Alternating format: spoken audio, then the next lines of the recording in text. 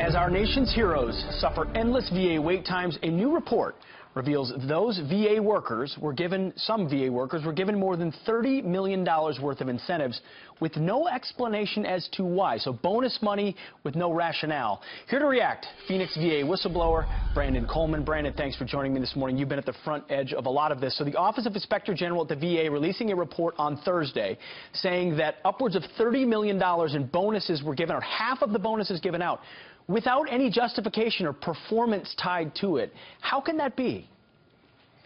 Thanks for having me, Pete. It's good to see that Sloan Gibson, Secretary McDonald, and the rest of VA leadership once again have their priorities in order in defending bonuses in order to try to retain new talent. You know, just this last year, Secretary McDonald compared wait times at the VA to those at Disneyland, and as recently as December, your station reported, you know, that VA facilities had a 1 to 5-star rating system.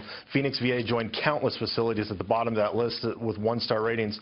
But now Sloan Gibson, we're supposed to believe him in the new Stars and Stripes article that he's telling the truth that lowering bonuses hurts hiring. Sure. How about Sloan Gibson tells the truth that the VA is not an employer of choice due to all the scandals, the constant scandals involving administrators? If the current system continues through 2019, upwards of $160 million could be given out in bonuses without it being tied to performance. You talked about Sloan Gibson. He called any restrictions on bonuses counterproductive or unwarranted. How can it be counterproductive to withhold bonuses that aren't earned? Isn't performance, doesn't it have to matter? And why would a leader of the VA defend bonuses that aren't justified? Yeah, Secretary McDonald, you know, recently said we can't fire our way to excellence. As a vet and current VA employee, I'd love to see them at least try, as countless administrators have been involved in scandals over the past few years. You know, D.C. VA administrators Kimberly Graves and Diane Rubens booted out 2 good-performing VA regional office directors and took their jobs with much less responsibility. And yes, they also took over $400,000 in moving expenses.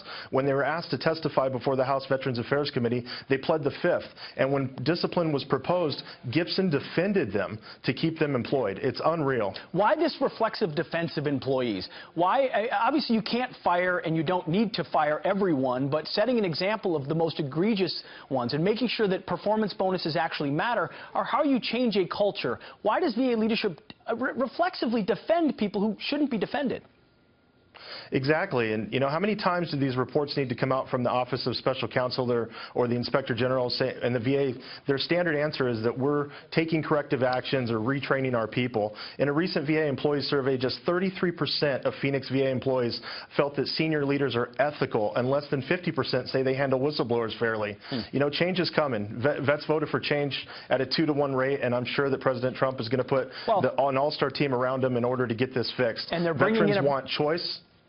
Go ahead. They want choice and they want accountability, which is what's not happening right now. Absolutely. And transparency. And transparency. And President-elect Trump has pledged all 3. And he also knows that a bonus is not a bonus if it's automatic. It has to be earned, and that's how you create incentives and change a culture. Brandon Coleman, thanks, as always, for your courage as a whistleblower down there in Phoenix.